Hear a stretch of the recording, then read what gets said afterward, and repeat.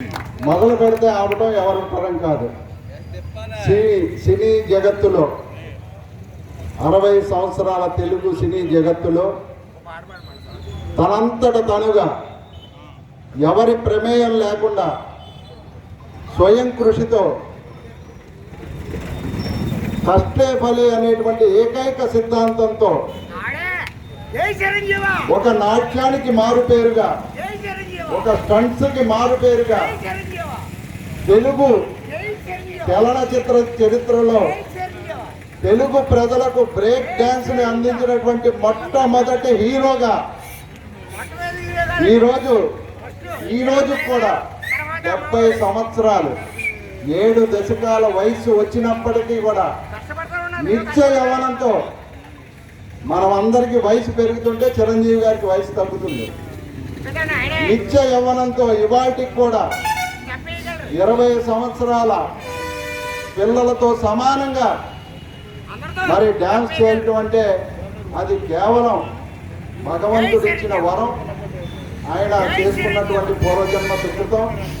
ఆయన తెలుగు హీరోగా జన్మించడం అనేది మనందరి అదృష్టం. మరి అటువంటి గొప్ప వ్యక్తి తనతో పాటుగా ఒక మర్రి చెట్టు నీడలో మరో మొక్క మొలవడం, కానీ ఆయనతో పాటుగా అనేక మంది హీరోలకి, అనేక మంది నూతన దర్శకులకి, అనేక మంది సంగీత దర్శకులకి, అనేక మంది కామెడీ నటులకు, ఇలాగ అన్ని శాఖల వారికి 24 ఫ్రేమ్స్. ఒక సినిమా తీయాలంటే 24 ఫ్రేమ్స్ ఉంటాయి, 24 విభాగాలు. ప్రతి విభాగాల్లో కూడా కొత్తదనానికి చోటు ఇచ్చి మరి కొత్త వ్యక్తుల్ని ఆయన ప్రమోట్ చేసి మరి ఈరోజు తెలుగు చలనచిత్ర చరిత్రలో ఆయనకు ఒక సుస్థిర స్థానాన్ని ఏర్పాటు చేసుకున్నారంటే అది కేవలం ఆయన యొక్క మంచి అనేటువంటి ఏకైక ఉద్దేశం. ఆయన్ని అభిమానించే అభిమానులతో కూడా అనేకమైనటువంటి సేవా కార్యక్రమాలు చేయించినటువంటి వ్యక్తి.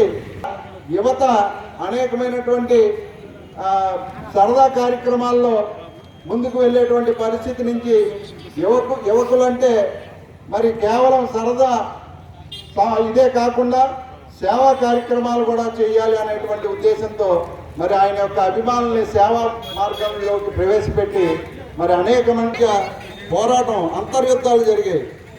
కానీ చిరంజీవి శకం ఆరంభమైన తర్వాత ఒక ఫ్రెండ్లీ కంటెస్ట్లోకి ఇవాళ మేము బాలకృష్ణ అభిమానులు అయినప్పటికీ ఇక్కడికి వచ్చి చిరంజీవి గారి గురించి ఇన్ని మాటలు గొప్పగా చెప్పుకుంటున్నామంటే మరి అది ఆయన గొప్పతనం. మరి అదేవిధంగా ఆ విధంగా సినీ చరిత్రలో ఒక ఫ్రెండ్లీ కాంటెస్ట్కి తెరతీసి మనం కేవలం ఒక పోటీదారులం మాత్రమే కానీ శత్రువులం కాదు, ప్రత్యర్థులం కాదు అని మరి ఈరోజు హీరోలందరూ కూడా ఒక కుటుంబంలాగా తెలుగు సినీ చరిత్రలో ఉంటున్నారంటే దానికి ఆ రోజు చిరంజీవి గారు వేసిన బీజం అనే విషయం మరి ఈ సందర్భంగా మనం అందరం కూడా గుర్తు చేసుకోవాలి. మరి ఈ విధంగా తెలుగు సినీ చరిత్రకు, తెలుగు సినీ కళామ తల్లికి పెద్దింట్లమ్మ వారిని కోరుకుంటూ సెలవు తీసుకుంటున్నాం.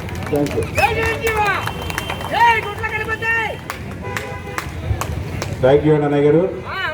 మరి ఈ సందర్భంగా చిన్న విషయం చెప్తాను మీకు.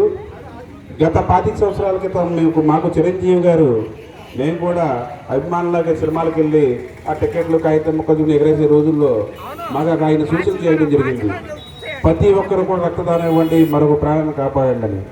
ఆయన సూచన వరకు మేము ఆ రోజుల్లో రక్తదానం చేయాలంటే ప్రతి ఫ్యామిలీని కూడా భయపడేవాళ్ళు.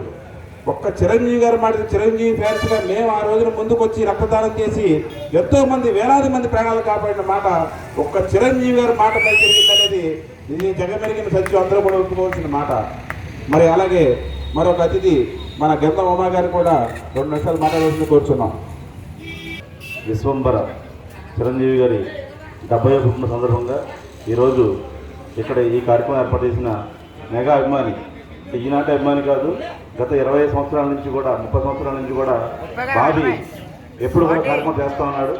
మధ్యలో కొంచెం గ్యాప్ వచ్చినా కానీ మెగా అభిమాని, మెగాస్టార్ ఫ్యాన్స్ ఉన్నారంటే అది మనం మొట్టమొదటి చెప్పుకునే పేరు ఆకివీడు మండలంలో కానీ ఆకివీడు టౌన్లో కానీ మన నరహర్ శెట్టి బాబీ పేరు మేము మొదటి నుంచి కూడా వాటిలో ప్రయాణం చేస్తూ ఉన్నాం. అయితే బాబీ చెప్పినట్టుగా ఒకనొక టైంలో రక్తదానం చేయాలంటే బయటపడాల్సింది.